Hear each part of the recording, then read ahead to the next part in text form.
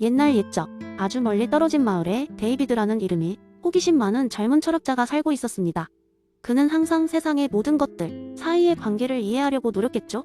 어느 날 데이비드는 자신이 살던 마을에서 가장 오래된 도서관에 앉아 주변의 사건들을 관찰하면서 놀라운 깨달음을 얻었습니다. 그는 이 깨달음을 통해 마을 사람들에게 중요한 메시지를 전달하고자 했습니다. 마을 사람들은 매일 아침 닭이 울음소리를 듣고 하루를 시작하곤 했습니다. 닭은 항상 해가 뜰 무렵 울었기 때문에 사람들은 자연스레 닭이 울면 해가 뜬다고 믿었습니다. 그들에게 이 패턴은 너무나 당연한 것이었고 닭의 울음소리는 새로운 하루의 시작을 알리는 신호였죠. 어느 날 데이비드는 사람들을 광장으로 불러 모았습니다. 그는 높은 연단에 올라 사람들에게 질문을 던졌습니다. 여러분, 해는 왜 뜨는 것일까요? 사람들이 고개를 갸우뚱하자 그는 말을 이어갔습니다. 우리는 언제나 닭의 울음소리와 해가 뜨는 것을 함께 경험해왔지만 이는 단순히 우리 경험의 반복일 뿐입니다. 정말 닭의 울음이 해를 뜨게 한다고 믿으시나요? 사람들은 웅성거리기 시작했습니다. 한 마을 주민이 소리쳤습니다. 하지만 데이비드, 닭이 울지 않는 날에는 해가 뜨지 않는 것을 본 적이 없습니다. 데이비드는 미소를 지으며 대답했습니다. 그렇죠. 그러나 이것은 우리가 닭이 울 때가 해가 뜨는 시간과 겹친다는 경험을 많이 했기 때문이에요. 닭의 울음과 해 뜨는 것 사이에 필연적 관계가 있다고 보장할 수 있는 방법은 없습니다. 데이비드는 이야기를 이어갔습니다. 한 걸음 더 나아가 봅시다. 만약 닭이 밤새도록 울고 있다고 상상해보세요. 그러면 해는 밤에도 계속 떠 있어야 하지 않을까요? 그러나 우리는 밤이 어두워지는 것을 경험합니다. 이것이 우리에게 무엇을 말해주는 걸까요? 사람들은 생각에 잠겼습니다. 데이비드는 마지막으로 큰 목소리로 말했습니다. 이 세상에서 우리가 경험하는 인과관계는 단지 우리의 익숙함에서 비롯된 것일 뿐입니다. 우리는 종종 어떤 사건이 다른 사건을 일으킨다고 쉽게 믿지만 그것은 우리의 기대일 뿐입니다. 우리가 관찰할 수 있는 것은 단지 사건들이 반복된다는 사실입니다. 이것이 데이비드 휴미 가르쳐준 회의론적 인과관계의 본질입니다. 이날 이후로 마을 사람들은 주어진 상황을 조금 더 비판적으로 바라보게 되었습니다.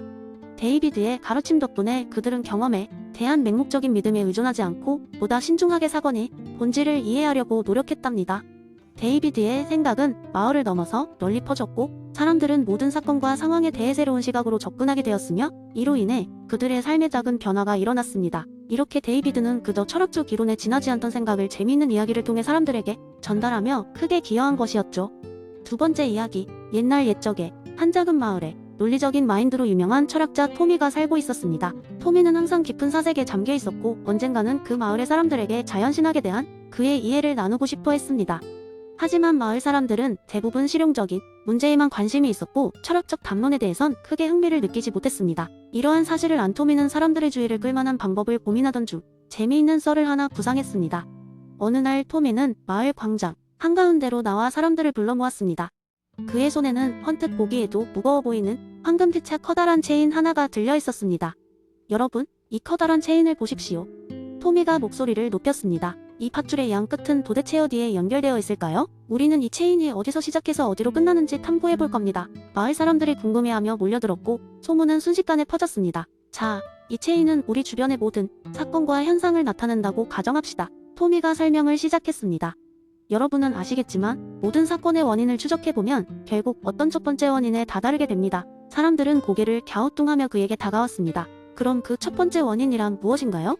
사람들이 물었습니다. 그것이 바로 모든 것을 가능하게 만든 원인의 시작점, 즉 제1원인입니다. 그리고 이 제1원인을 우리는 신이라고 부를 수 있습니다. 토미는 잠시 말을 멈추고 사람들의 반응을 살폈습니다. 그의 말에 사람들이 점점 흥미를 보이기 시작했습니다. 여러분이 지금 보고 있는 이 체인처럼 이 세상의 모든 것이 결국 신에게로 이어집니다. 마치 어디서 시작했는지 모르는 길고 긴 여정처럼요. 아이들은 약간 지루해했지만 어른들은 상당히 깊은 생각에 빠졌습니다. 그러니까 우리는 이 세상의 모든 것이었던 거대한 계획의 일부라는 건가요? 마을의 한 어른이 물었습니다. 바로 그겁니다. 토미가 미소 지으며 말했습니다. 그것이 아퀴나스가 자연과 이성을 통해 신의 존재를 증명하려 한 방법입니다. 우리는 아주 작은 증거를 통해 그 거대한 계획을 추적해볼 수 있는 것이죠. 그날 이후로 마을 사람들은 자꾸만 모든 것에 숨겨져 있는 연결고리를 더 유심히 살피기 시작했습니다. 그리고 종종 토미에게 와서 자신의 날카로운 통찰력으로 발견한 작은 원인과 결과를 자랑스럽게 이야기하곤 했습니다. 이리하여 철학적 탐구는 이제 더 이상 토미만의 독점적인 것이 아니었고 마을 전체가 함께 사색의 길을 걷게 되었습니다. 그리고 토미의 의도대로 사람들은 신의 존재와 그 연쇄적인 원인에 대한 깊은 이해를 나누게 되었습니다. 그렇게 토미의 긴 체인은 사람들과 더불어 생겨난 수많은 질문과 고찰을 통해 더욱더 아름답고 장엄하게 이어져 갔답니다. 세 번째 이야기. 어느 바람이 유난히도 차갑던 겨울날, 작은 마을에 사는 이들의 평화로운 일상에 균열이 생기기 시작했습니다. 마을의 이름은 자연의 정원. 사람들은 그곳을 고요한 쉼터라 부르며 지내왔죠. 하지만 이러한 평화도 홉스의 자연 상태에 대한 설명을 검증할 시기가 온 듯했습니다. 이 마을의 주민들은 그저 하루하루의 생존을 위해 일하며 꿈을 키워갔습니다. 평화가 지속되던 어느 날, 마을의 중앙광장에 신기한 물건 하나가 떨어졌습니다. 그것은 보석으로 가득 찬 신비로운 상자였는데, 마을 사람들은 그 상자를 희망의 상자라 부르기 시작했습니다. 이 상자를 가진 사람은 마을에서 가장 큰 힘을 얻는다는 전설이 함께 따라왔습니다. 그날 이후 마을에서는 작은 충돌이 발생하기 시작했습니다. 사람들이 상자를 차지하기 위해 다투고 서로 속이기 시작한 것입니다. 이 혼돈 속에서 주민들은 서로를 믿지 못하고 서로를 경계하기 시작했습니다. 홉스가 묘사한 만인에 대한 투쟁이 마치 이 마을에서 재현되는 듯 했습니다. 혼돈은 시간이 지날수록 점점 더 심해졌고 결국 마을은 두 개의 큰 진영으로 나뉘게 되었습니다. 하나는 상자의 힘을 이용해 마을을 더 번영시키자는 진영이었고, 다른 하나는 그 상자가 불화를 일으킨다고 믿으며 상자를 파괴하자는 진영이었습니다. 이 혼란의 끝에 지혜롭고 이해심 많은 마을의 장로가 나섰습니다. 그는 사람들에게 모여 이야기를 나누자고 제안했습니다. 장로는 마을 주민들에게 홉스의 자연 상태 개념을 설명했습니다. 그는 무정부 상태에서의 불안정함과 위험에 대해 상세히 이야기하며 이 상황을 타파하기 위해서는 새로운 사회 계약이 필요하다고 강조했습니다. 장로의 제안은 명확했습니다. 우리는 이 상자를 모든 이익을 위해 사용해야 합니다. 이 상자 하나 때문에 우리 사이에 생긴 불신을 없애고 함께 협력하여 새로운 사회 계약을 맺읍시다. 강력한 지도자를 뽑아 우리를 이끌게 하고 필요한 법을 만들어 모두가 평화롭게 살아갈 수 있는 마을을 만들자 하고 말했죠. 장로의 제안에 따라 마을 사람들은 서로 손을 잡고 새로운 규칙을 만들기 시작했습니다. 그들은 상자를 공정하게 관리할 사람들을 선출하고 그 힘을 모두의 번영을 위해 사용할 수 있는 다양한 계획을 세웠습니다. 그리고 무엇보다 중요한 것은 서로를 믿고 협력하는 사회를 만드는 것이었습니다. 결국 자연의 정원 마을은 홉스가 말한 자연 상태의 위험을 극복하고 새로운 평화의 길을 찾았습니다. 이 이야기는 마을 주민들이 만나는 모든 새로운 계절마다 회자되었습니다. 그리고 그들은 언제나 그들이 맺은 그 사회 계약을 통해 얻은 평화를 감사하게 되새긴답니다. 이렇게 토마스 홉스의 자연 상태, 이론은 고요한 쉼터가 불리던 곳에서 새로운 삶의 방식으로 전환되는 계기가 되었던 것입니다. 네 번째 이야기. 옛날 옛적 평화롭고 그림 같은 왕국 코코아니아가 있었습니다. 이 작은 나라는 시민들이 자신의 자유를 최대한 누리며 살 수 있도록 노력했습니다.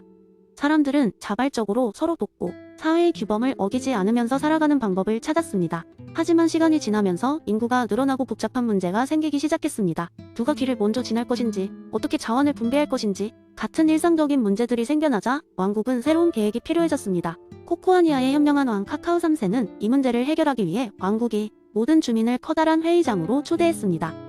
왕국 주민들은 서로의 이야기를 듣기 위해 긴 회의 테이블에 앉았습니다. 그리고 왕은 연단 위로 올라가 말했습니다. 사랑하는 코코아니아 주민 여러분, 우리는 저마다의 자유를 소중히 여기며 살아가고 있습니다. 하지만 이제 우리는 좀 더 나은 방법으로 함께 살아가는 방법을 찾아야 할 때가 왔습니다. 저는 장자크 루소라는 철학자의 사회계약론을 소개하고 싶습니다. 그 말에 사람들이 속삭였습니다. 사회계약론? 그게 무엇이죠? 왜 우리는 계약을 맺어야 하죠? 카카오 3세는 미소를 띠고 대답했습니다. 사회계약론이란 우리가 모두 동의하여 서로의 자유와 권리를 보호하는 규칙을 만드는 것입니다. 우리는 각자의 이익이 아닌 공동체의 이익을 목표로 해야 합니다. 루소에 따르면 이를 일반의지라 하지요. 이 일반의지가 여러분 개개인의 자유와 평등을 보호해 줄 것입니다. 하루 종일 이어진 회의에서 사람들은 다양한 의견을 나누었습니다. 어떤 이는 말했다. 우리에게는 자유가 중요하지만 그걸 지키는 것이 더 중요합니다. 계약이 필요하군요. 또 다른 이는 말했다. 이 계약이 모두에게 공평하다면 저는 동의합니다. 그날 밤 코코아니아의 모든 주민은 한마음이 되어 사회계약에 서명했습니다. 그 서약서에는 각자의 개인적 이익보다 공공의 이익을 우선시하며 모든 결정은 공동의 이익을 위한 것임을 동의한다는 내용이 담겨 있었습니다. 몇 달 후 코코아니아는 놀라울 만큼 조화로운 사회로 발전했습니다. 도로에서의 다툼이나 자원 분배에 대한 분쟁은 과거의 일이 되었습니다. 사람들은 서로 돕고 이해하며 자신의 자유를 누리면서도 다른 사람의 자유를 지켜주었습니다. 왕국은 번영했고 사람들은 행복하게 살았습니다. 그 후로 코코아니아의 이야기와 사회계약론은 다른 왕국에도 퍼져나가면서 많은 사람들에게 영감을 주었습니다. 비록 그 이론이 이상적으로 보일 수 있지만 그들이 이룬 변화는 현실이었습니다. 사람들은 자신들이 선택한 길을 통해 역사 속에서 자유와 평등을 조화롭게 이뤄낼 수 있음을 증명했습니다.